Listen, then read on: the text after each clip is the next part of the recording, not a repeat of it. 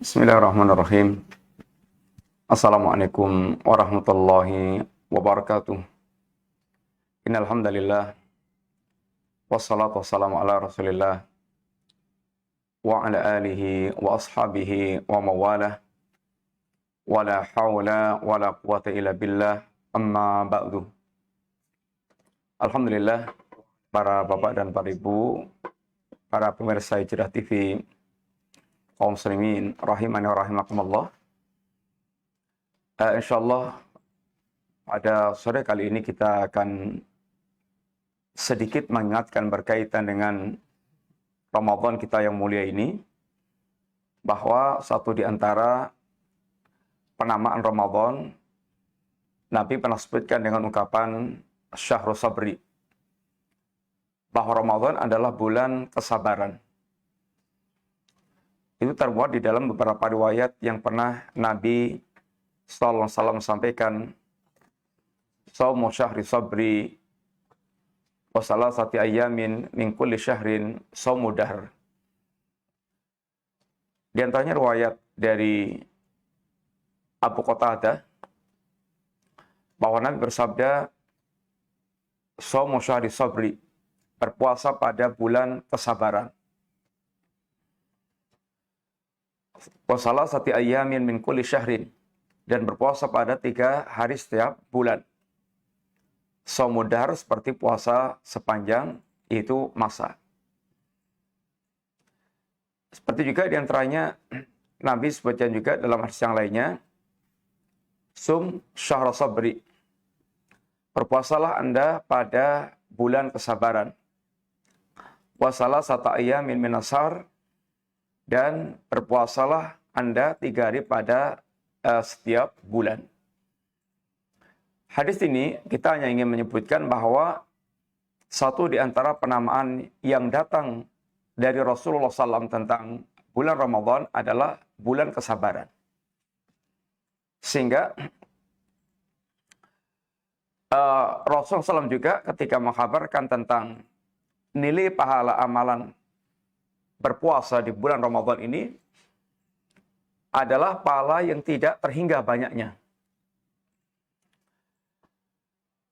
Sebagaimana Nabi katakan, kullu amali ibni Adam yudha'af, al-hasanatu asyru amthaliha ila sab'i mi'atin dhi'fin illa saum fa innahu li wa ana ajsibi. Beliau katakan, setiap amal anak Adam itu akan dilipat gandakan kebaikannya 10 kali lipat sampai 700 kali lipat sampai ini kecuali puasa. Setiap amal anak Adam, setiap kebaikannya akan dilipatkan 10 sampai 700 kali lipat kecuali puasa. Fa innahu li wa ana jasibi. Puasa itu untukku dan aku yang akan mengganjar sendiri. Dan ketika Allah bicara tentang pahala kesabaran, Allah katakan, innama yuwaffas sabiruna ajrahum bighairi hisabin. Sesungguhnya akan disempurnakan pahala kesabaran itu bighairi hisabin, dengan tanpa hitungan, tanpa batas. Allah sendiri yang akan mengganjar tentang kesabaran tersebut. Sehingga di sini kita faham bahwa kenapa puasa disendirikan oleh Allah dari pelipat gandaan 10 sampai 700 kali lipat. Karena dalam puasa itu adalah terkandung kesabaran. Dikatakan tadi, Syahrul Sabri, bulan kesabaran. Karena memang dalam puasa ini menghimpun 3 jenis kesabaran yang apabila kita mengenal penjelasan para ulama bahwa kesabaran itu ada pada 3 perkara. As-sabru fi ta'atillah, kesabaran dalam mentaati Allah Subhanahu wa taala, as-sabru fi tarkil ma'asi, kesabaran dalam meninggalkan perbuatan maksiat, dan as-sabru ala aqdarillah, kesabaran dalam menghadapi takdir-takdir Allah, musibah-musibah yang dia hadapi sebagai bagian daripada takdir Allah Subhanahu wa taala. Sabar dalam mentaati Allah taala. Mentaati Allah itu membutuhkan kesabaran. Demikian pula dalam menjauhi perbuatan maksiat. Kenapa diantaranya? Karena ketaatan itu adalah jalan yang mengantarkan ke surga. Dan kemaksiatan itu jalan yang akan mengantarkan ke neraka. Sedangkan ini sebagaimana yang disebut oleh Nabi dalam sebuah hadis, huffatil jannah bil makarih wa huffatin nar bisyahwat. Surga itu diliputi dengan berbagai macam hal yang tidak disukai oleh jiwa. Surga itu ibaratnya terkelilingi, terbungkus dengan hal-hal yang tidak disukai oleh jiwa. Kalau jiwa pengen masuk surga, harus mengoyak dulu selimut yang tidak disukai tersebut, sehingga dia bisa masuk ke dalam surga. Hampir semua amal saleh asalnya itu tidak disukai oleh nafsu manusia. Dan hampir semua amal kemaksiatan itu rata-rata disukai oleh nafsu manusia. Inna nafsala ammaratun bisu. Nafsu itu benar-benar sangat memerintahkan kepada keburukan. Dan kepada kebaikan, nafsu itu cenderung menghindar. Karena susah, diwarnai dengan kemalasan, kemudian dia harus mengorbankan sesuatu, dan intinya berangkat dari tidak selera. Illa man rahima rabbuh. Kecuali yang dirahmati oleh Allah Subhanahu wa taala, kecuali nafsu yang telah dirahmati Allah Subhanahu wa taala, dia akan bisa diringankan untuk melakukan hal yang terasa berat oleh orang lain. Dia bahkan bisa sampai pada tingkat menikmati ketaatan-ketaatan yang dirasa pahit bagi orang lain. Ini kalau jiwa dirahmati oleh Allah Subhanahu wa taala. Jiwa yang telah dihiasi oleh keimanan kepada Allah Subhanahu wa taala, yang asalnya segala ketaatan itu terasa pahit, terasa tidak, yaitu berselera. Ini jiwa yang dikuasai oleh nafsu manusia. Ketaatan semuanya berat. Salat, sehingga banyak orang malas untuk salat. Kemudian banyak orang berat untuk berinfak karena bakhilnya. Dan terkadang malas dan juga berat berkaitan masalah jihad. Rata-rata semua yang merupakan ketaatan itu adalah hal yang tidak disukai oleh jiwa manusia.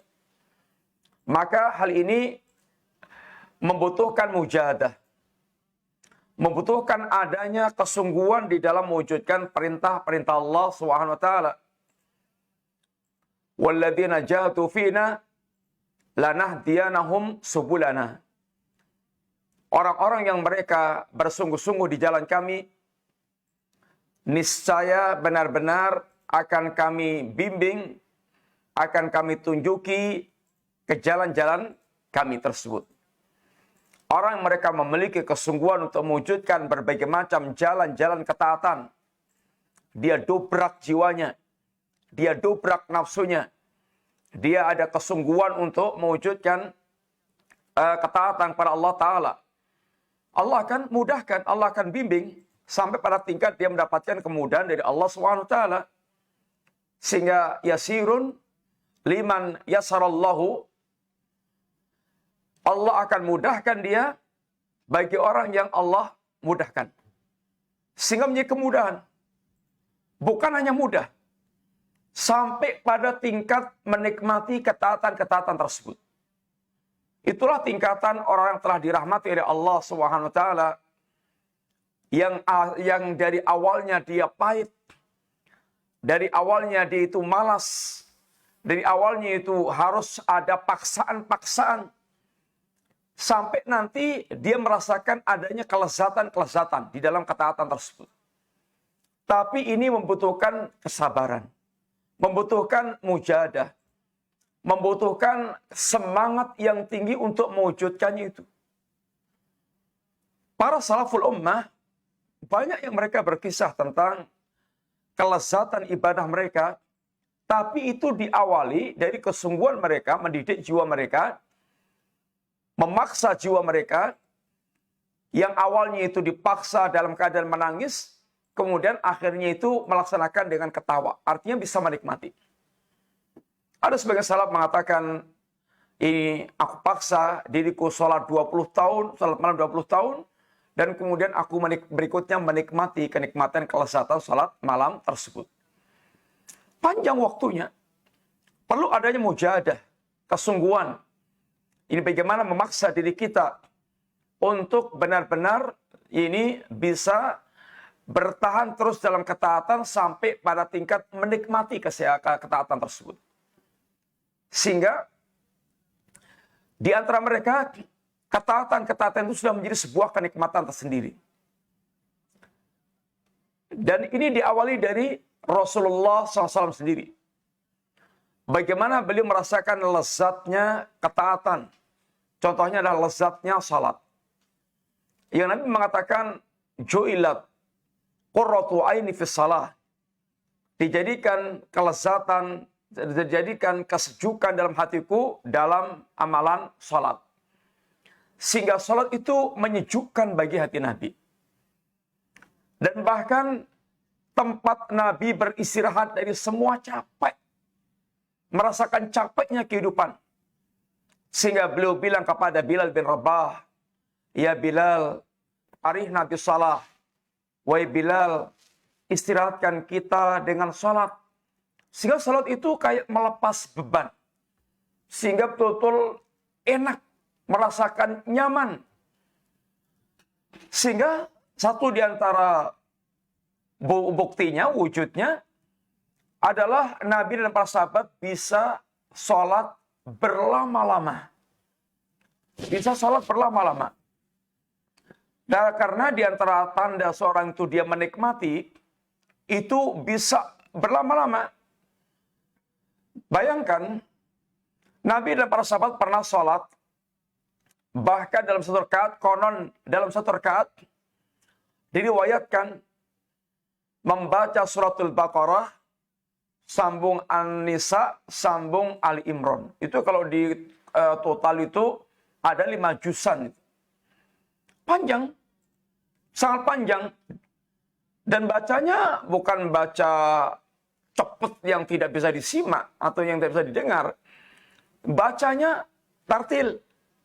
Bacanya tartil. Dan menikmati. Menikmatinya inilah tingkat yang betul-betul terasa pada tingkat yang sangat tinggi. Bisa menikmati sebuah amal ibadah.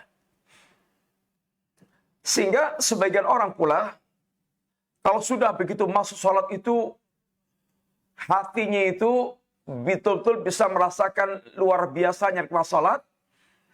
Dan selesai sholat itu seperti berpisah dengan sesuatu yang sangat dicintai. Ada kesedihan. Karena kehilangan kenikmatan. Atau karena berpisah dengan kenikmatan. Mu'adz bin Jabal pernah memiliki ungkapan diantaranya dengan ungkapan, Mu'adz bin Jabal pernah menangis saat menjelang wafatnya. Lalu beliau ceritakan, innama abki ala dhama'il hawajir wa qiyamil laili syita Wa musahamatil ulama. Saya menangis itu bukan karena kehilangan nikmat dunia. Saya menangis itu bukan karena akan berpisah dari kawan, sanak, saudara, keluarga. Saya menangis, apa katanya? Saya menangis karena akan berpisah dari kebiasaan berkering-kering di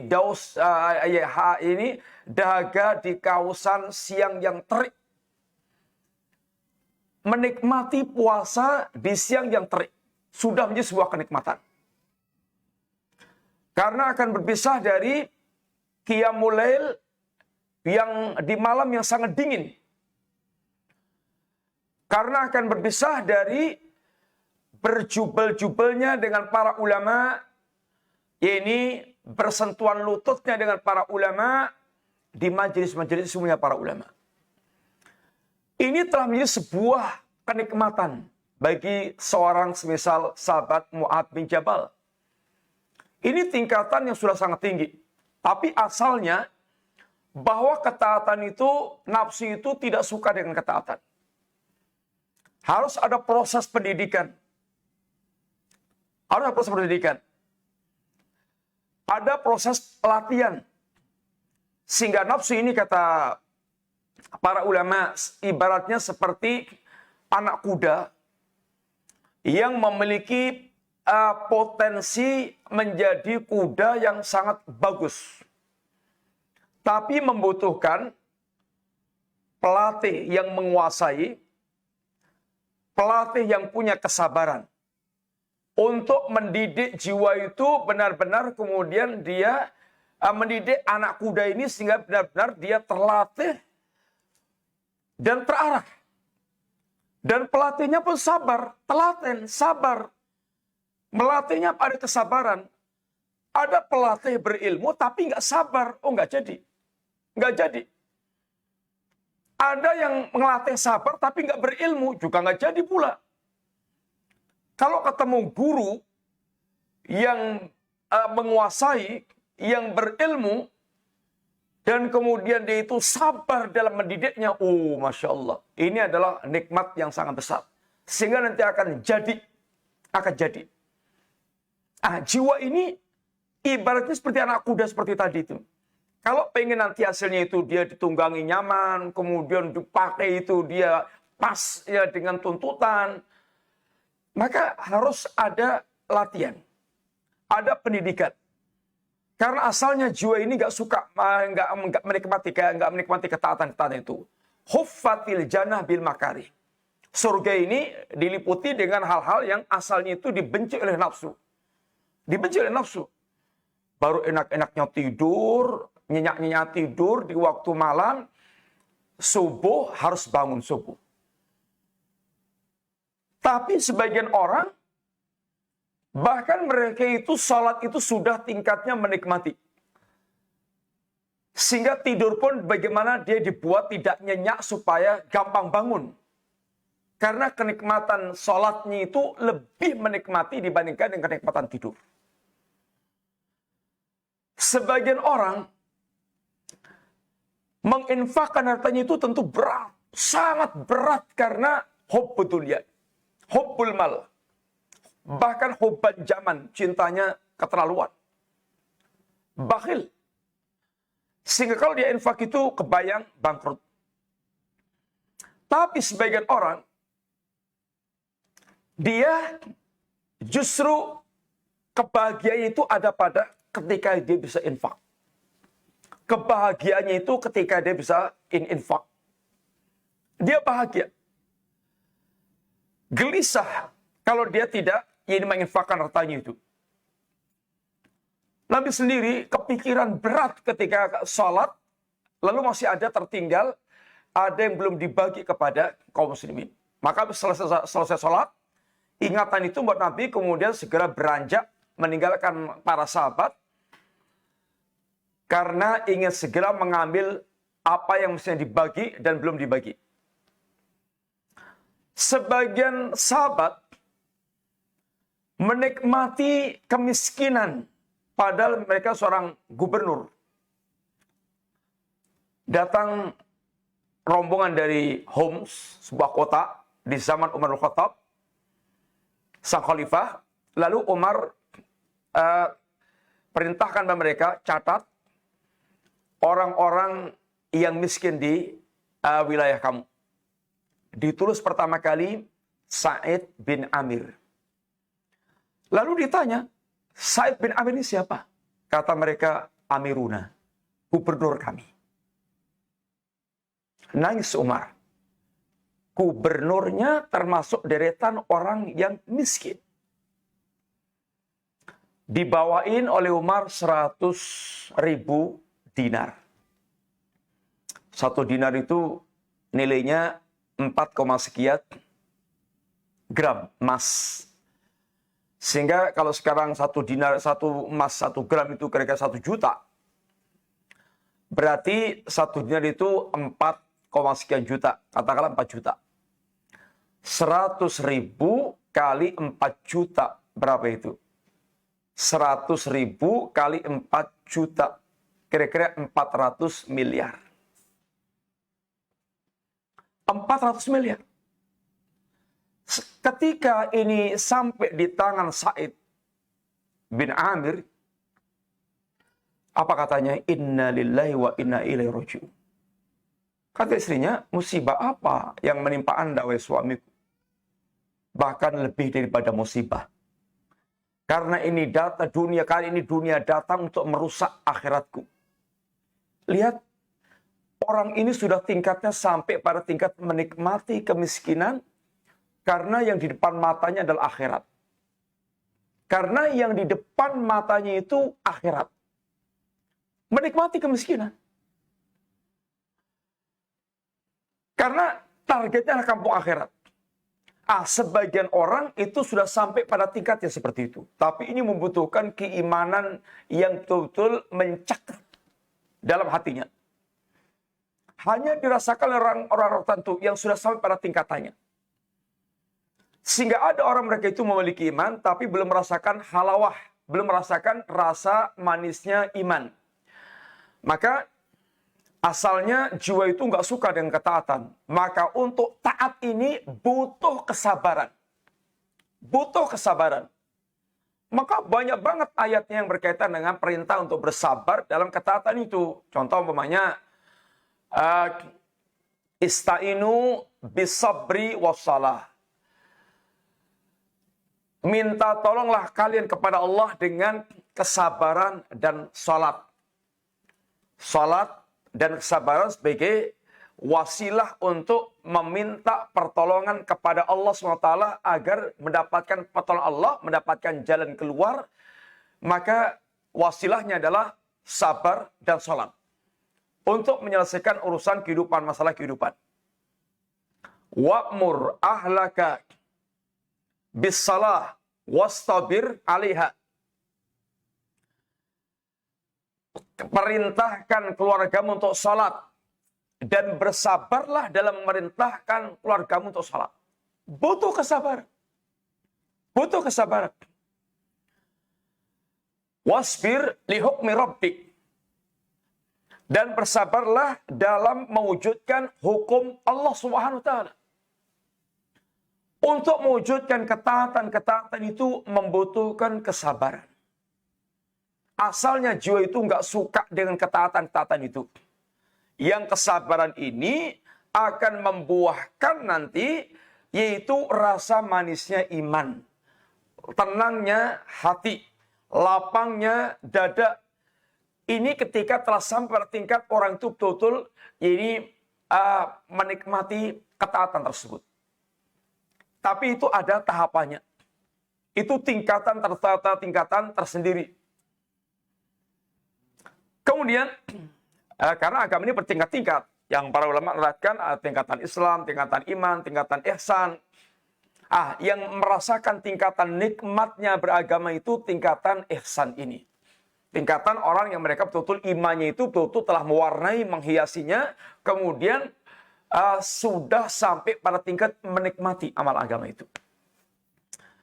Kemudian sabar dalam meninggalkan kemaksiatan. Meninggalkan maksiat itu butuh kesabaran. Iya. Karena jiwa kita ini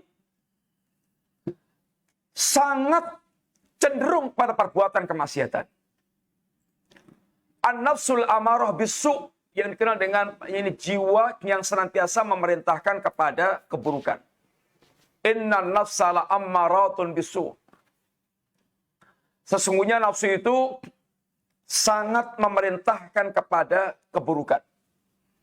Sehingga kalau urusan keburukan itu, kalau kita gambarkan, itu kayak watu gelinding. Jadi kalau urusan ketaatan itu kayak kita naik gunung. Harus ada tenaga ekstra, naik dia meniti tangga, naik sampai nanti di puncaknya, itu butuh perjuangan. Butuh perjuangan. Kalau nggak punya semangat, nggak punya cita-cita, akan kandas. Dia kalau udah nggak kuat menempuh jalannya, udah balik aja. Sehingga butuh semangat, butuh cita-cita, butuh pendorong, dan butuh kesabaran. Tapi kalau maksiat itu kayak batu gelinding. Kayak batu gelinding. Orang diperintahkan maksiat itu asalnya itu los. Gampang banget. Gampang banget. Sehingga untuk maksiat itu nggak perlu motivasi. Yang butuh motivasi itu butuh pengajian, sebutkan ayatnya, sebutkan hadisnya, dimotivasi, digembleng, itu kalau untuk melakukan kebaikan. Tapi kalau untuk melakukan keburukan itu gampang banget. Nggak perlu daurah, nggak perlu pengajian, nggak perlu motivasi, nggak perlu motivator. Dia gelinding itu aja sudah bisa. Ini gampang maksiat.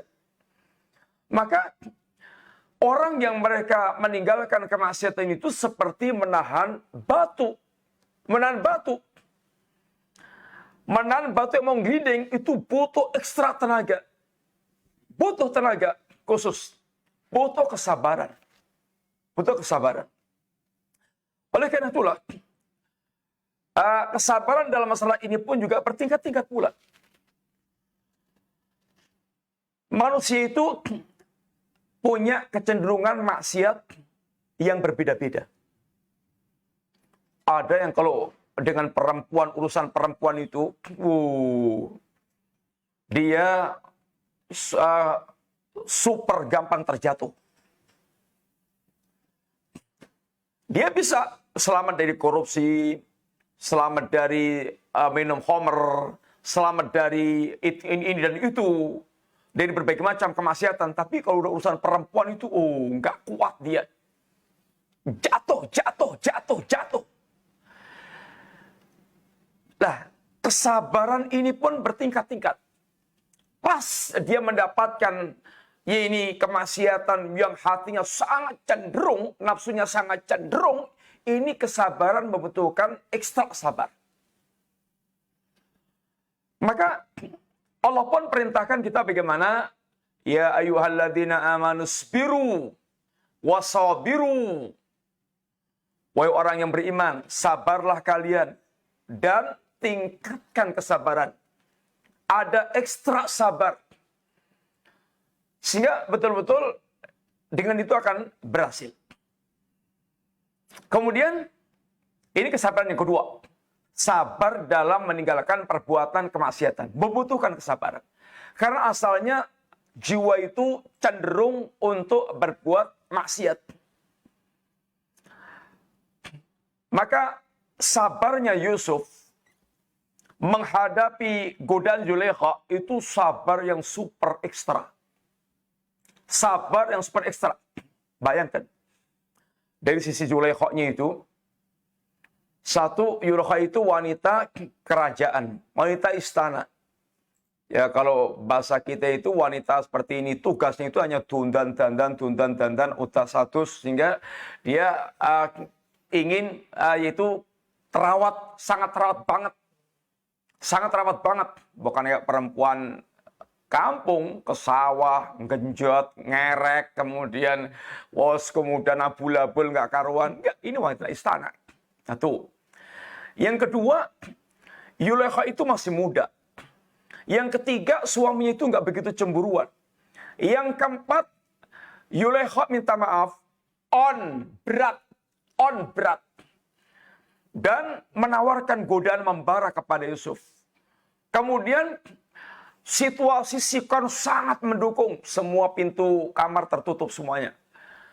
Tidak ada seorang pun yang melihat. Kemudian bayangkan Yusuf, sisi beratnya itu, Yusuf pertama laki-laki normal. Kedua masih muda. Artinya nafsu muda itu beda dengan nafsu tua.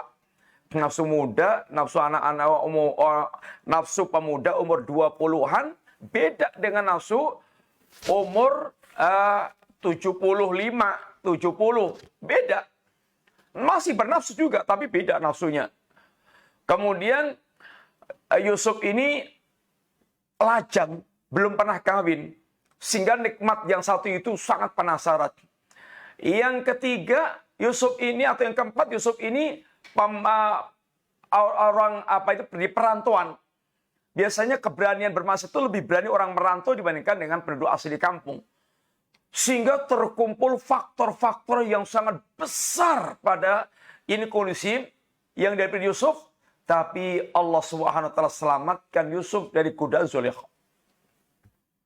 Dan itu membutuhkan kesabaran yang ekstra. Sangat ekstra. Sehingga untuk mendapatkan berbuat maksiat itu intinya membutuhkan kesabaran. Kemudian yang ketiga, sabar dalam menghadapi musibah, masaib. Hidup kita ini gak akan lepas daripada musibah. Apalagi kalau sudah nisbat kepada iman. Allah SWT pastikan iman itu akrab dengan musibah. Apa kata Allah? Alif Lam Mim. Ahasiban nasu aytraku ayyaqulu amanna wa hum la yuftanun. Alif Lam Mim. Apakah manusia menyangka bahwa dia akan dibiarkan begitu saja mengatakan kami beriman? Wa hum la yuftanun, sedangkan mereka belum diuji oleh Allah Subhanahu wa taala. Walaqad fatanna alladziina min qablihim fala ya'lamanna Allahu alladziina shadaqu wa la ya'lamanna al-kadzibin. Sungguh benar-benar Allah telah menguji orang sebelum mereka, sehingga dengan ujian itu Allah akan mengetahui mana orang-orang yang mereka ini betul-betul imannya itu shadiq, imannya itu jujur, imannya itu asli, seasli emas 24 karat, dan mana orang imannya itu palsu. Maka dikatakan fitnah itu, dikata fatana dahab, emas yang dibakar, sehingga akan kelihatan emas yang asli dan emas yang palsu. Akan kelihatan antara emas yang asli dan emas yang palsu. Setelah dibakar, ujian ini akan membakar iman seorang. Apakah dia akan ketahuan imannya itu, apakah iman yang asli atau iman yang palsu? Nabi kita juga mengatakan, yubtala rajul bihasabi dini. Seseorang itu akan diuji oleh Allah sesuai dengan kadar agamanya. Kalau agamanya bagus, alias imannya bagus, ujiannya berat. Kalau agamanya tipis, alias imannya tipis, maka ujiannya pun ringan. Makanya yang paling berat ujiannya para nabi. Asyaddun nasi balaan al-anbiya summal amsalu fal amsal. Orang yang paling berat ujiannya itu adalah para nabi. Kemudian yang semisal para nabi. Kemudian yang semisal dengan para nabi. Artinya semakin imannya mendekati iman-iman para nabi, maka semakin berat ujian yang akan mereka hadapi. Ini adalah sudah menjadi sebuah kepastian yang datang dari Allah SWT. Dan kita nggak perlu minta ujian dari Allah, nggak perlu. Tetapi orang yang beriman mesti siap-siap untuk dia diuji oleh Allah SWT. Sehingga ujian ini memberatkan, berat. Sehingga membutuhkan kesabaran. Membutuhkan kesabaran. Hidup di dunia ini secara umum berat. Berat menghadapi kehidupan dunia itu secara umum berat. Membutuhkan kesabaran, apalagi kemudian orang yang punya target kemuliaan akhirat. Dunia ini untuk meraih kemuliaannya itu membutuhkan kesabaran. Anda pengen menjadi orang mulia, katakanlah dokter spesialis jantung umpamanya. Itu nggak bisa ini diraih dengan cara tura-turu, kemudian hanya longak-longok, topang dagu, kemudian hanya badminton, tenis, bal-balan. Nggak bisa. Harus sekolah. Harus menghafalkan. Harus belajar. Harus praktikum. Harus koas. Harus digembleng. Sampai dia betul-betul menguasai ilmunya dan bisa menjadi dokter spesialis. Berat tahapannya itu berat. Ini untuk urusan dunia. Dan itu membutuhkan kesabaran. Sabar untuk tidak seperti keumuman orang. Umumnya orang, mereka kongko-kongko umpamanya di warung kopi, di angkringan, di jalan, ngobrol sepuasnya, tanpa ada batasan, sak belengeri ibaratnya itu, sak jelek. Tapi kalau dia punya program sekolah, enggak. Dia terbatas waktunya itu. Sehingga tidak sebagaimana umumnya orang. Karena ingin menjadi orang istimewa. Demikianlah diantaranya pula untuk apalagi untuk meraih yang berkaitan dengan kenikmatan surga. Yang ini mahal, super mahal. Super mahal. Sangat mahal. Maka ujian itu sebuah kepastian yang disebutkan oleh Allah Subhanahu wa taala. Sebagaimana diantaranya dalam sebuah ini ayat Allah Subhanahu wa taala katakan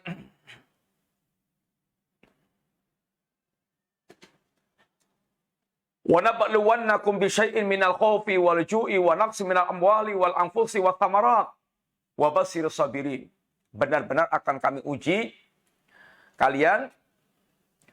Wala nabluwannakum, pakai penegasan, penekanan lam taukid, nun taukid, sehingga penuh dengan penegasan.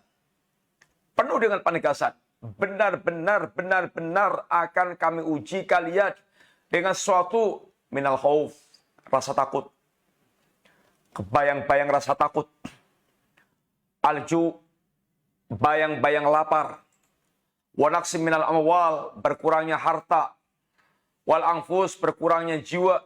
Wa thamarat, berkurangnya buah-buahan. Intinya ujian-ujian yang mengancam manusia kemudian dirundung bayangan-bayangan yang tidak mengenakan.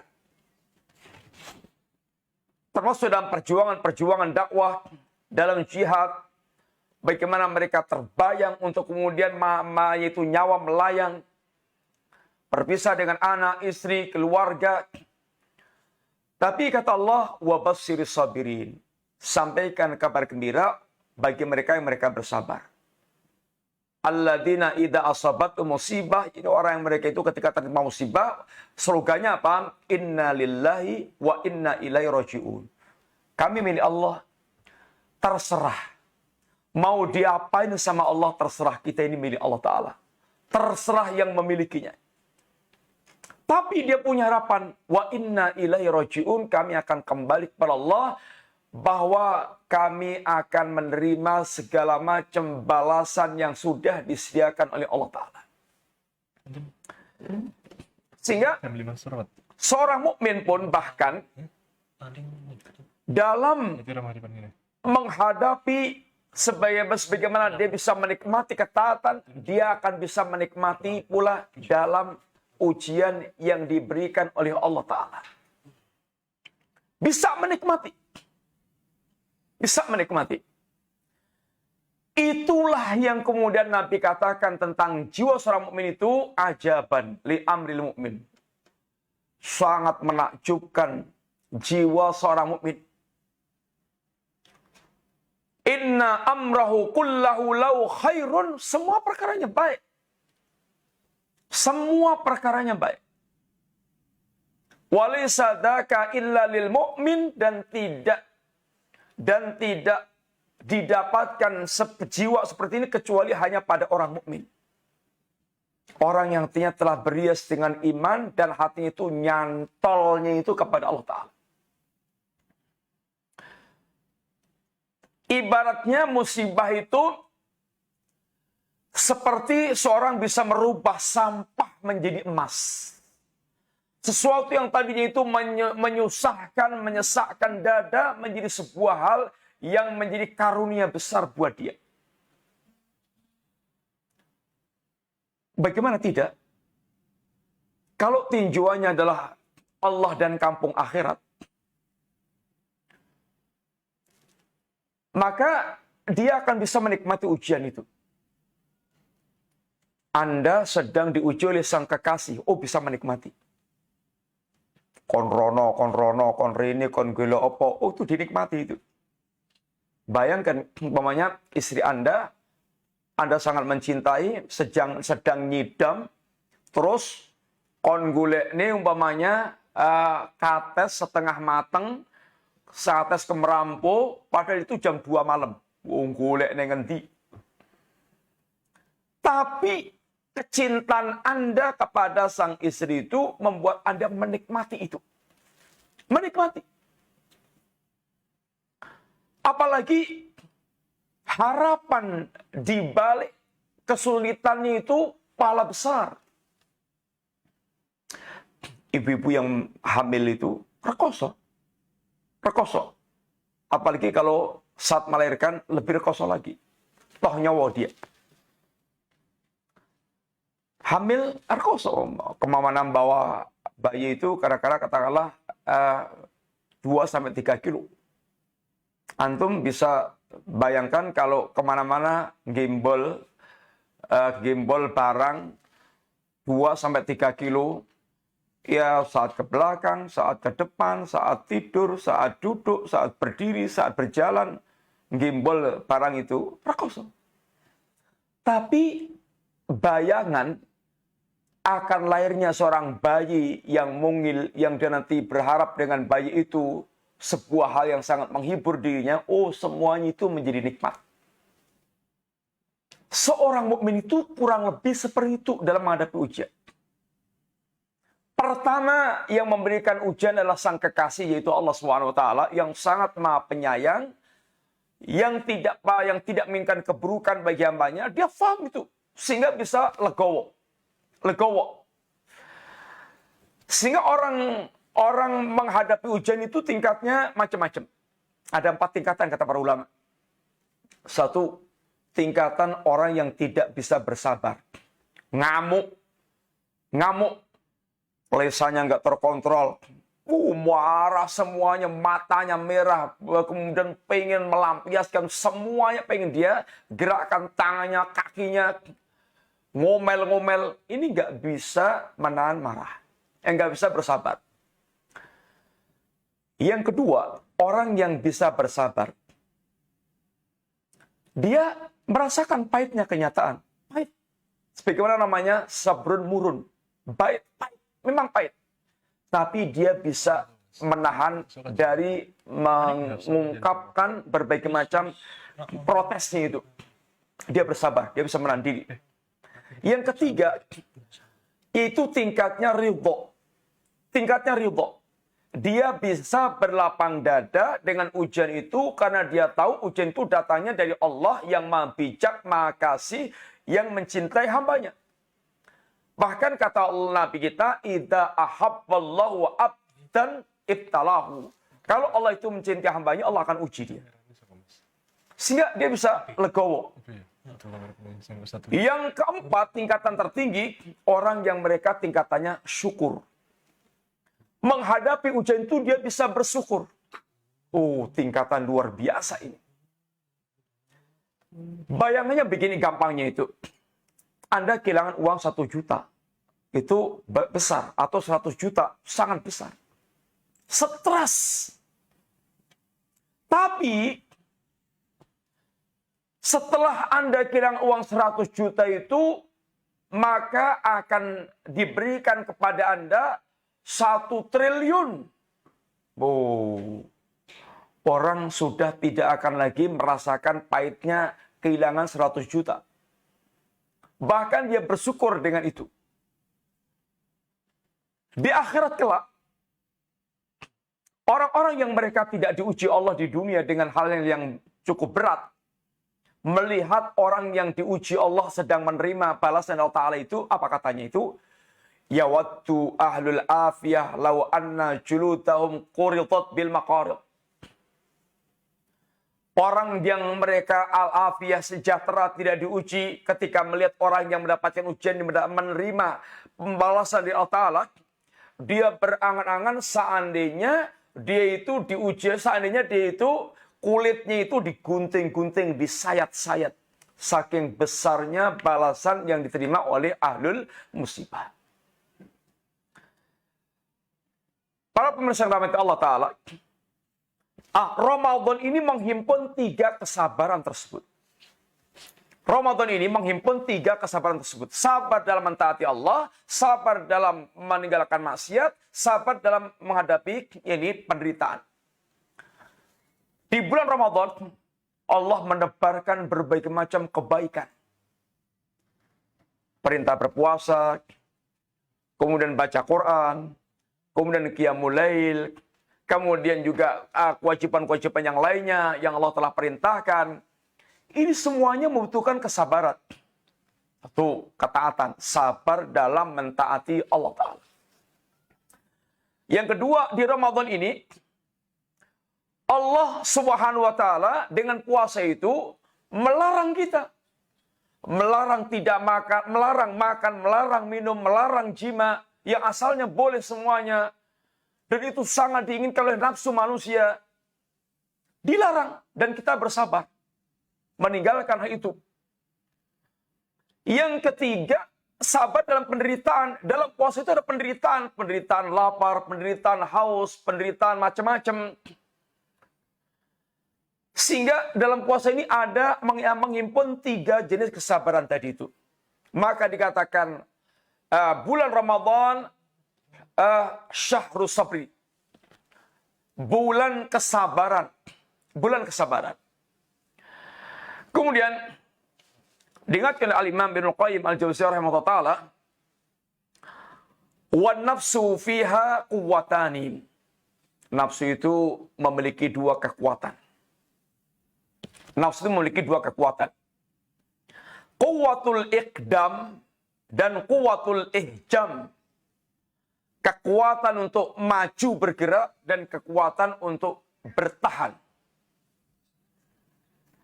Kekuatan kuatul iqdamnya, kekuatan untuk maju bergerak itu untuk apa itu? Untuk meraih ma yang fa'u, apa yang bermanfaat bagi dia. Sehingga dia bergerak maju. Bergerak maju. Sedangkan kekuatan bertahan itu, kekuatan menahan itu, kekuatan mengendalikan itu, yaitu kekuatan untuk mengendalikan dari terjerumus dalam hal yang akan membinasakan dia. Ditinjau dari ini, orang ada beberapa tingkatan. Satu, orang ada punya kekuatan kuatul iqdam, punya kekuatan bergerak maju.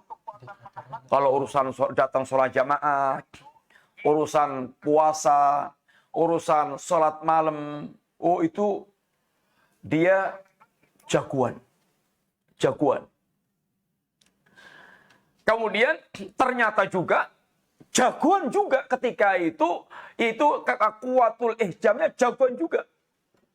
Jagoan menghindari segala bentuk kemaksiatan yang datang pada dia. Itu semuanya ringan dilewatinya itu. Punya kekuatan hebat.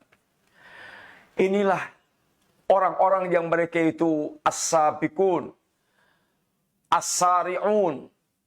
Yang mereka ini kanu yusari'una fil khairat. Orang-orang yang mereka sabiqun bil khairat. Orang yang mereka itu senantiasa bersegera mental sang juara dalam kebaikan. Sehingga meraih kebaikan dan menghindarkan keburukan itu sangat gampang, sangat mudah.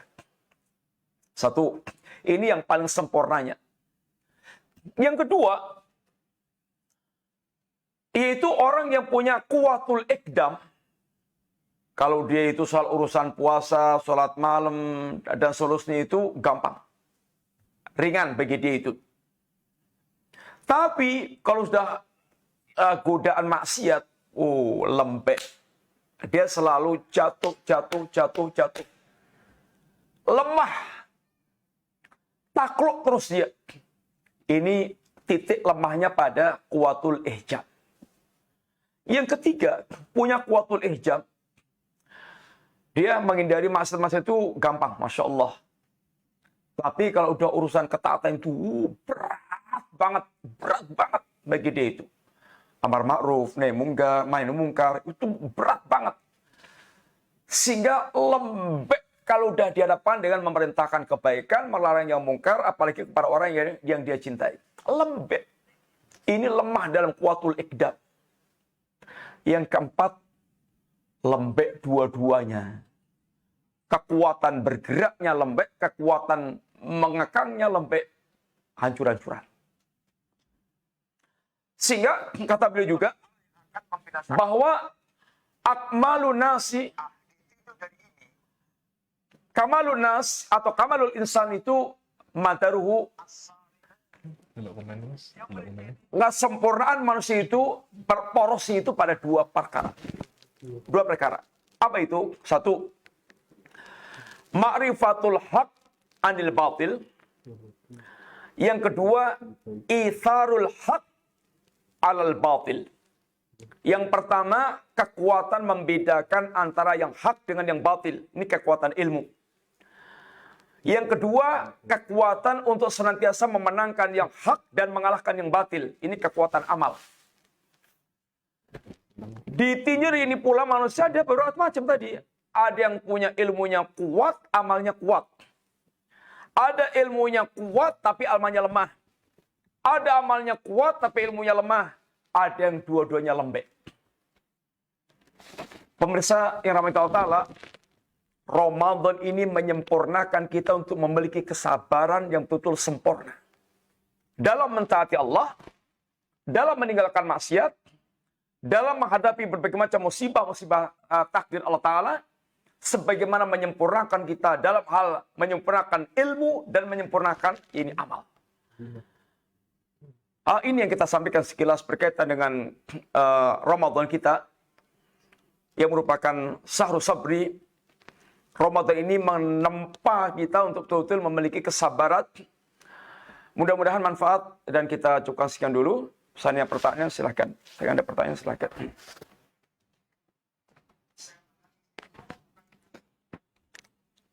Ada pertanyaan Ustadz? Pertanyaan pertama, Ustadz, ketika kita pernah melakukan zina, cara apa agar Allah bisa mengampuni kita, Ustadz?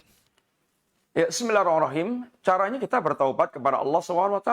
Tidak ada cara lain. Bertaubat kepada Allah, dan taubat itu pertama, ikhlas karena Allah Ta'ala. Yang menggerakkan taubat kita adalah semata karena Allah Ta'ala. Yang kedua, menyesali perbuatannya. Yang ketiga, meninggalkannya.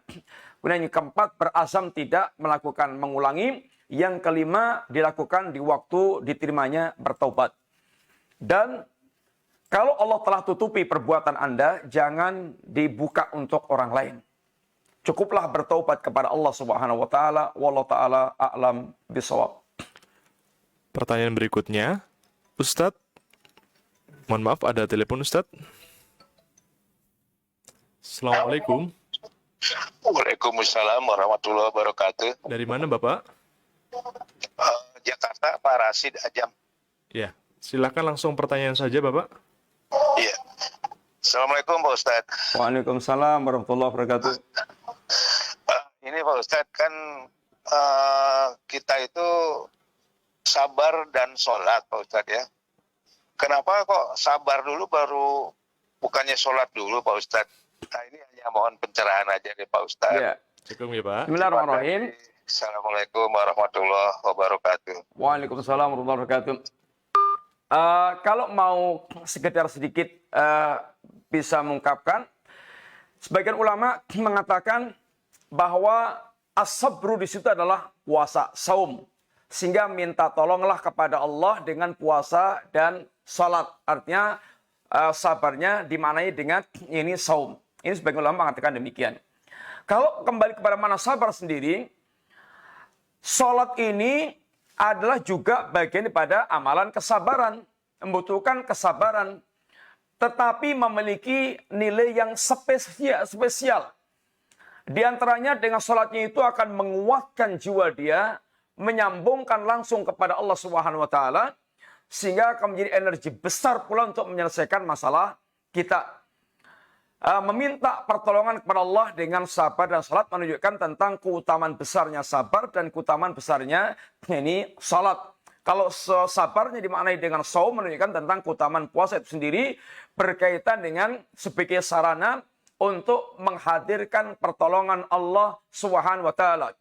Karena ketika Nabi dan para sahabat sampai di puncak kesulitannya, sampai memiliki ungkapan, mata nasrullah, kapan datangnya pertolongan Allah? Kata Allah, ala inna nasrullahi qaribun, ketahuilah pertolongan Allah itu sudah sangat dekat.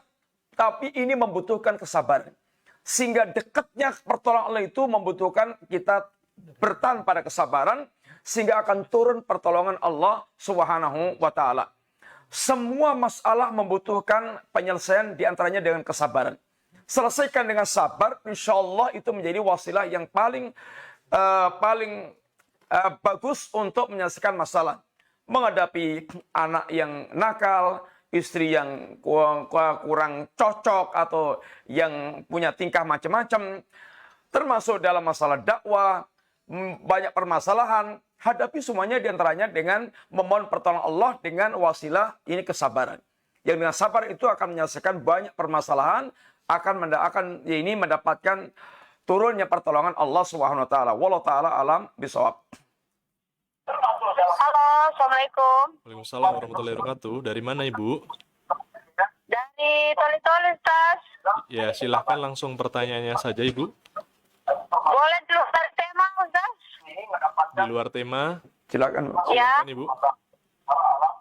ya, halo. Fokus ke handphone saja Ibu. Fokus ke handphone. Halo. Iya, halo. Fokus ke handphone dulu Ibu.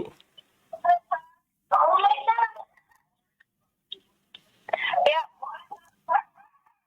Ustaz, mau tanya, Ustaz. Ya, silakan. Ini di luar dari tema. Iya, silakan Ibu. Fokus ke handphone saja Ibu. Ya, ini apa? Bagaimana hukumnya orang yang tidak berpuasa di bulan Ramadan ini karena diakibatkan ada sakit? Apa hukumnya? Apakah bayar fidyah? Apakah bisa diganti lagi puasanya? Tapi tidak mampu, Ustaz. Sakitnya sudah tidak mampu lagi puasa. Sakit. Halo? Meninggalkan puasa karena sakit. Iya. Meninggalkan puasa karena sakit ya Bu? Iya, meninggalkan puasa Ya, kalau sakit. bismillahirrahmanirrahim. Kalau sakitnya itu sakit yang kemungkinan sembuh dan dia kuat puasa lagi, maka dia tinggalkan puasa dengan nanti mengqadha di luar Ramadan. Kalau ternyata dia itu sakitnya itu harapan sembuhnya kecil, atau kalau sembuh itu dia nggak mampu lagi berpuasa, seperti mamanya sudah tua, bangka, sakit-sakitan, sehingga kalau sembuh juga sudah tua bangka, nggak kuat lagi puasa, maka dia cukup dengan membayar fidyah. Demikian wallahu taala a'lam bishawab. Pertanyaan berikutnya, Ustadz. Assalamualaikum warahmatullahi wabarakatuh. Waalaikumsalam warahmatullahi wabarakatuh. Ustadz izin bertanya tentang zakat. Ustadz, apabila nilai gram perak sudah mencapai nisab zakat, berapakah jumlah zakat yang harus dikeluarkan, Ustadz? Ya, 2,5%. Nisab emas, perak, atau perdagangan 2,5%. Wallahu a'lam bishawab. Pertanyaan berikutnya. Selain syafaat dari Rasulullah, apakah saja dan apakah syafaat dari orang tua soleh atau dari anak yang soleh yang benar? Atau keduanya ada, Ya, Ustaz? bismillahirrahmanirrahim. Syafaat itu banyak. Dari suhada, dari orang soleh, dari nabi, dari malaikat. Ada banyak syafaat itu. Termasuk syafaat amal perbuatan kita. Utamakan harapan syafaat itu dari amal perbuatan kita. Syafaat puasa, syafaat baca Quran. Sehingga ini akan lebih cepat kita dapatkan.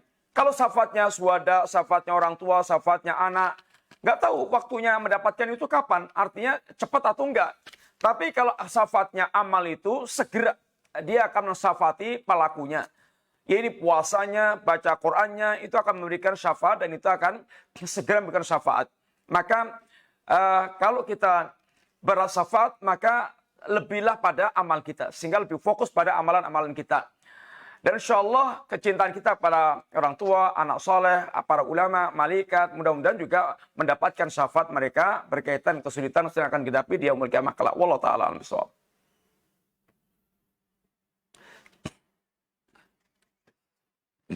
Bismillahirrahmanirrahim. Assalamualaikum warahmatullahi wabarakatuh. Waalaikumsalam warahmatullahi wabarakatuh. Ustadz, mohon nasihatnya dalam masalah berdakwah kepada jalan Allah. Itu yang pertama. Dan yang kedua, mohon nasihatnya juga apa cara-cara agar memiliki keturunan yang soleh. Ya, bismillahirrahmanirrahim. Nasihat masalah dakwah dan jalan Allah itu nasihatnya banyak banget itu, luas banget. Ya intinya nasihatnya itu pertama, bercita-citalah kita menjadi orang yang ikut terjun di dalam dakwah. Karena ciri khas umat Muhammad adalah berdakwah. Mengajak manusia ke jalan Allah SWT. Kemudian jadilah pendakwah yang seperti diinginkan dalam agama kita. Berilmu, kemudian bersabar, kemudian ikhlas, kemudian berakhlak mulia, kemudian pendakwah yang punya panjang pemikiran, pendakwah yang mereka punya kelembutan kepada mat'unya. Ini adalah di antara beberapa pilar-pilar, ini sakisnya seorang dai. Dan dakwah itu adalah amal besar, amal yang sangat besar, proyek besar yang akan menjadikan kita termasuk memiliki simpanan amal jariah, mengalir terus pahalanya. Karena setiap orang yang mendapatkan manfaat dari dakwah kita, lalu dia mengamalkan karena ilmu yang telah kita ajarkan kepadanya, maka pahala orang yang mengamalkan karena ilmu yang kita sampaikan itu akan mengalir kepada pengajarnya itu. Maka semua pahala kaum muslimin mengalir kepada Rasulullah SAW karena Nabi adalah guru pertama yang mengajarkan agama ini. Mengajarkan tauhid, mengajarkan akidah, mengajarkan iman, mengajarkan ibadah, mengajarkan akhlak dan seterusnya. Maka bersemangatlah dan berdakwah karena sesungguhnya investasi yang sangat besar. Tentu dengan persyaratan tadi, dia ikhlas, dia sabar, dia berakhlak bagus, dia berusaha untuk lembut, dia hanya berharap kepada Allah SWT, berangan-angan panjang, artinya berharap panjang dengan dakwahnya itu, sehingga tidak gampang putus asa. Wallahu a'lam bishawab. Adapun berharap keturunan saleh, yang pertama kita sendiri yang harus kita saleh. Di antara faedah dalam surat Al-Kahfi yang Allah sebutkan, wa kana abu masalihan, kedua orang tuanya adalah orang yang saleh. Itu di antara faedahnya bahwa kesolehan anak itu sangat ditentukan oleh kesolehan kedua orang tua. Walaupun bukan berarti orang tuanya nggak saleh, anaknya pasti nggak saleh, nggak. Ada anak-anak sudah menjadi saleh baik selamanya, orang tuanya murakbal. Seperti umpamanya Ikrimah bin Abu Jahal, Abdullah bin Ubay bin Salul. Kemudian juga beberapa sahabat yang lainnya orang tuanya itu adalah kafir, musyrik, penjahat, pembenci Islam, musuh Islam, tapi anaknya adalah baik dalam Islam dan baik keislamannya. Wallahu a'lam bishawab. Pertanyaan berikutnya, Ustadz. Izin bertanya, Ustadz, bagaimana hukum dan dalil tentang kain tabir pemisah ahwat di dalam masjid ketika sholat berjamaah dan di luar sholat? Adapun di luar salat, maka min wara'il hijab.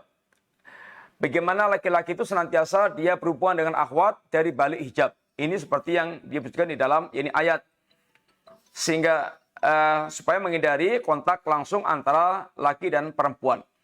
Di dalam sholat sungguhnya ada fikih tersendiri tentang hijab di dalam sholat. Wallahu ta'ala alam, ada pembahasan tersendiri tentang masalah hijab di dalam sholat tersebut. Wallahu a'lam bishawab. 3 atau 5 untuk menerima panggilan. Pertanyaan berikutnya, Ustadz. Dari hamba Allah di Semitau Kapuas Hulu Kalbar. Ustadz, adakah tanda pada seseorang yang telah mencapai tingkatan ihsan dari diri seseorang? Ya, bismillahirrahmanirrahim. Orang telah sampai tingkatan ihsan itu diantaranya dia ada kenikmatan-kenikmatan dalam ibadah-ibadah yang telah ditegakkan sesuai dengan sunnah. Kenikmatan dalam salat, qiraatul Quran, kenikmatan dalam berdakwah, kenikmatan berinfak, kemudian ada kerinduan kepada Allah Subhanahu wa taala, kemudian dia merasa kuat dalam pengawasan Allah Subhanahu wa taala. Ini ada tanda-tanda dia memiliki ihsan di dalam ibadah dia. Walaupun tidak ada orang, tidak boleh kita mentazkiyah diri kita, saya sudah sampai tingkatan ihsan, gak ada. Semua para sahabat, semua para ulama salaf, semua para orang saleh mengkhawatirkan. Intinya kita ada orang yang harus senantiasa mengumpulkan dua hal. Yang pertama, ihsanul amal. Kalau mau beramal itu bagaimana beramal yang berkualitas, ikhlasnya bagus, itibaknya bagus, suasana jiwa kita bagus. Kemudian setelah kita beramal, ada kekhawatiran kalau amal itu tidak diterima oleh Allah Ta'ala. Ini yang dikatakan oleh para ulama. Di antaranya Al-Imam Hasan Al-Basri, innal mu'mina jama'a baina ihsanil amal wa syafaqah. Seorang mukmin itu mengumpulkan antara bagusnya amal dan rasa takut. Dan ini merupakan karakter mukmin dalam ayat Allah, walladzina yu'tuna ma atau wa qulubuhum wajilatun.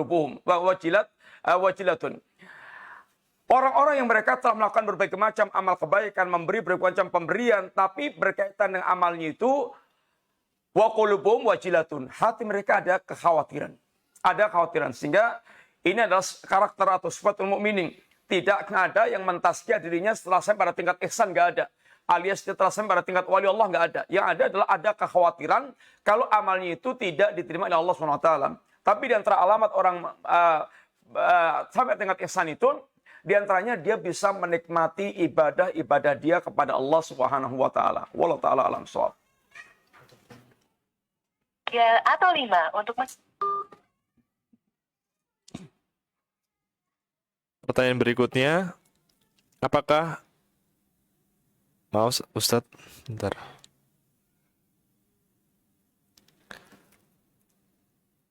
Adakah tanda bahwasannya seseorang telah mendapatkan malam Lailatul Qadar, Ustadz? Bismillahirrahmanirrahim. Kalau seandainya Anda di antara rahasia malam Lailatul Qadar itu dirahasiakan Allah Ta'ala malam keberapa, kata para ulama kita, di antara faedahnya adalah pertama untuk membedakan antara orang yang sungguh-sungguh dan orang yang malas. Orang yang malas-malesan main tembak aja, malam 27 baru kemudian punya semangat ibadah. Tapi orang yang rajin, semangat, 10 malam terakhir itu dianggap semuanya malam Lailatul Qadar. Tempat memburu Lailatul Qadar. Sehingga yang kedua, di antara faedahnya adalah ingin memperbanyak kebaikan yang dilakukan seorang mukmin. Sehingga hari-harinya akan diwarnai dengan kebaikan yang berlimpah ruah. Karena dia betul-betul memburu malam Lailatul Qadar. Adapun tanda dia mendapatkan malam Lailatul Qadar, kalau Anda betul-betul menghidupkan semua malam itu, pasti mendapatkannya, tinggal berharap kepada Allah Subhanahu wa taala. Wallahu a'lam shawab. Untuk pertanyaan berikutnya,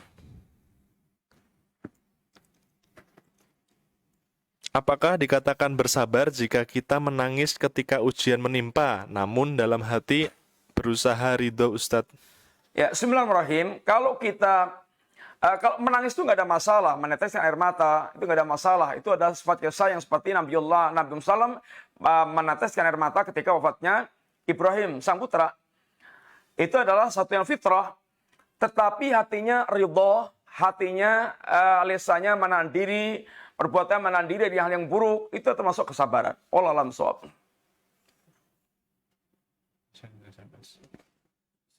Pertanyaan berikutnya sedikit panjang, Ustadz. Saya Syafarudin dari Lubuk Linggau mau bertanya, surat An-Nisa ayat 43, Allah berfirman, hai orang-orang yang berfirman, janganlah kamu mendekati sholat ketika kamu sedang mabuk sampai kamu sadar. Apa yang kamu ucapkan? Pertanyaannya, apa yang dimaksud dengan mabuk di ayat ini? Apakah mabuk minuman keras atau mabuk? Bismillahirrahmanirrahim. Iya. Ayat itu bagian daripada proses diharamkannya khamr. Jadi khamr itu diharamkan itu prosesnya beberapa macam. Proses pertama hanya info bahwasanya wa ismuhuma akbar min naf'ihima. Dalam khamr dan judi itu dosanya lebih besar dibandingkan dengan manfaatnya. Ada manfaatnya, tapi dosanya besar. Belum ada pengharaman.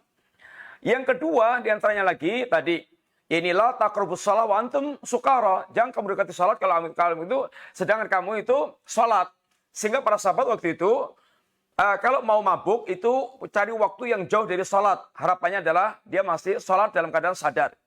Ini belum diharamkan sampai ada pada penegasan haramnya khamr. Ini ya ayyuhalladzina amanu innamal khamru wal maisiru wal ansabu wal islamu rijsun min amali syaitan fajtanibuhu la'alakum tuflihun. Dalam ayat berikutnya fal antum muntahun. Jauhilah itu apakah kalian tidak akan berhenti. Ini adalah pengharaman tentang vonis pengharaman ini khamr. Ini tahapan ayat itu merupakan tahapan berkaitan dengan pengharaman khamr saat itu. Wallahu a'lam bishawab. Pertanyaan selanjutnya, pada surat Al-Baqarah ayat 286 Allah berfirman, Allah tidak akan membebani seseorang melainkan sesuai kesanggupannya. Nah, pertanyaannya, Allah bagaimana dengan orang miskin yang terkena musibah karena itu di luar batas kemampuannya? Kemana tadi ayat? Allah tidak akan membebankan. Membebani seseorang melainkan sesuai Iya, kesanggupannya. kenapa? Orang miskin dia nggak wajib sedekah, nggak wajib zakat. Karena dia miskin, bahkan dia dizakati. Apa yang kita tidak mampu, maka udzur bagi dia. Orang yang harusnya salat karena haid, udzur, maka dia nggak salat. Karena harusnya dia puasa, tapi karena dia haid, atau karena dia sakit, dia udzur karena dia nggak berpuasa. Sesuatu yang ketidakmampuan menggugurkan, yaitu menggugurkan syariat tersebut. Menggugurkan beban.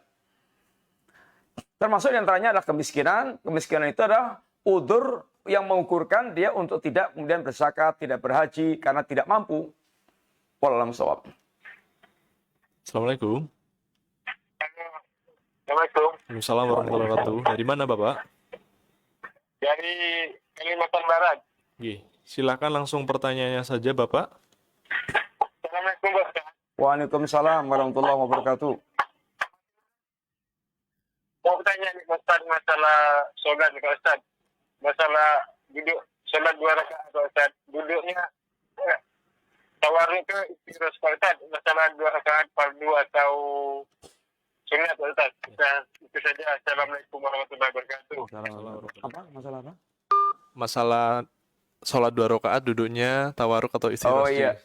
Salat 2 rakaat itu duduknya adalah duduk yang seperti Bapak lihat, itu duduk tahiyat yang pertama itu. Tahiyat pertama. Yang jelas ada ikhtilaf. Salat 2 rakaat itu ada yang duduknya itu duduk seperti rakaat yang pertama, apa itu tahiyat yang pertama. Ada yang kemudian seperti tahiyat yang terakhir. Ada ikhtilaf dalam masalah duduknya sholat itu. Anda mau milih mana silakan. Wallahu a'lam bishawab. Kembali kepada ini penjelasan para ulama. Wallahu a'lam bishawab. Pertanyaan berikutnya, Kiras atau tawarruk, maka itu ikhtilafnya ulama, bisa dipilih mana pendapat yang diambil. Ustadz, apakah anak kecil yang belum balik juga diwajibkan membayar zakat? Anak kecil yang belum balik, kalau dia itu yatim, belum balik, dia punya harta, ya dia zakat. Zakat.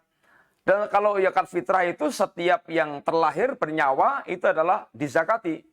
Dizakati. Tentu yang menjagiti adalah orang tuanya. Dalam istri. Kalau dia anak itu adalah anak yatim, sekalipun anak kecil tapi berharta, hartanya banyak, ya dizakati. Hartanya dizakati. Oleh karena itulah, harta anak yatim itu, yang mengelola itu, hendaknya dia kalau dia ingin berbuat baik, dikembangkan. Dikembangkan. Supaya harta itu tidak kemakan zakat. Supaya harta itu kemakan zakat. Kalau hartanya nggak dikembangkan, bisa kemakan zakat, berkurang terus setiap tahun. Wallahu a'lam bishawab. Pertanyaan selanjutnya, Cukup? Yang berapa? Ya. Assalamualaikum. Waalaikumsalam. Dari mana Ibu? Nah, ini dari Pekanbaru. Ya, langsung pertanyaan saja Ibu.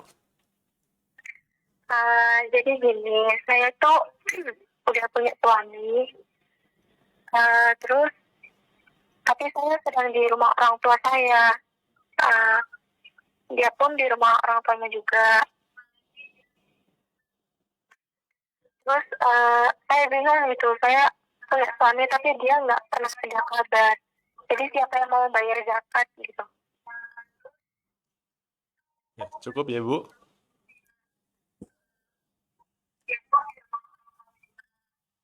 Gimana? Penanya seorang akhwat Oke. mempunyai suami. Iya. Akhwatnya ini tinggal dengan orang tuanya, Iya. suaminya tinggal dengan orang tuanya sendiri juga. Nah, akhwatnya ini bingung yang bayar zakat itu apakah dirinya sendiri atau suaminya. Ya, bismillahirrahmanirrahim. Zakat apa? Fitrah atau zakat apa?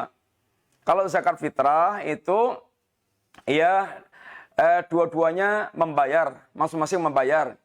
Kalau dia belum tahu apakah suaminya membayarkan atau tidak, ya dia bayar sendiri aja. Dia bayar sendiri aja. Suaminya adalah tanggung jawab dia sendiri. Karena asalnya dalam mestinya suaminya yang membayarkan, ya ini zakat istrinya itu. Kalau zakat mal, ya masing-masing hartanya. Kalau Anda, ibu itu punya zakat, punya harta, udah sampai pada nisabnya, maka harta ibu mesti wajib dizakati. 2,5% dari harta yang dari harta yang dimilikinya itu. Ini harta yang maksudnya uang cash atau perdagangan, bukan harta yang umpamanya punya simpanan tanah atau punya kos-kosan. Yang dikatakan adalah hasilnya, bukan harga kos-kosan itu, tapi adalah hasilnya. Uangnya berapa, emasnya berapa, kemudian hasilnya berapa, di total, kemudian sudah lebih daripada nisab, maka kemudian dikeluarkan 2,5%. Itu kalau zakat mal. Tapi kalau zakat fitrah, ya kalau nggak tahu suaminya itu menzakati dia atau tidak, ya ibu menzakati sendiri dia enggak, menzakati dia sendiri aja. Seandainya udah zakati suami, maka terhitung sedekah. Wallahu a'lam bishawab. Pertanyaan terakhir, Ustadz.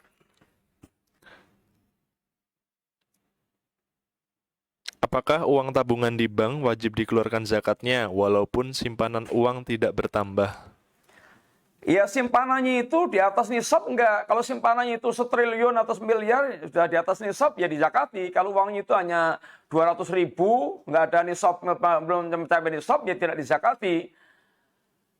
Dizakati itu kalau standarnya itu kalau sudah mencapai nisab. Nisabnya itu 82 atau 85 gram emas kalau enggak. Senilai dengan 85 gram emas, maka dikeluarkan zakatnya 2,5%. Insya Allah pertanyaan terakhir, Ustadz. Pak Ustadz, saya dipaksa poligami dan kalau saya nggak mau, suami saya marah dan mendiamkan saya. Karena tujuan suami saya poligami agar menambah penghasilan karena si perempuan itu kerja, Pak Ustadz. Itu bagaimana ya, Pak Ustadz? Ya musyawarah aja dengan suami. Gimana kalau Anda ridho ya monggo, nggak ridho ya monggo. Dimusyawarahkan yang baik-baik, dibicarakan yang baik-baik. Yang jelas suami juga supaya meluluskan niat ketika berpoligami, bukan yang sekedar cari penghasilan. Nanti kalau ternyata istri yang kedua dikawini kemudian juga nggak kerja lagi, gimana? Dipegat lagi atau gimana? Sehingga niatnya perlu diluruskan dalam masalah ini. Niatnya perlu diluruskan, jangan sampai motifnya hanya semata-mata ada karena ini harta. Karena suami yang harus punya tanggung jawab untuk menghidupi keluarga, bukan dumpleng kehidupan kepada istri, tapi suami yang asalnya itu harus punya wibawa, semangat untuk menghidupi keluarga. Wallahu taala alam shawab. Terima kasih Bapak sekalian, semoga manfaat. Insyaallah kita ketemu lagi pertemuan akan datang bismillah. Wassallallahu ala nabiyina Muhammadin wa ala alihi wasallam. Assalamualaikum warahmatullahi wabarakatuh.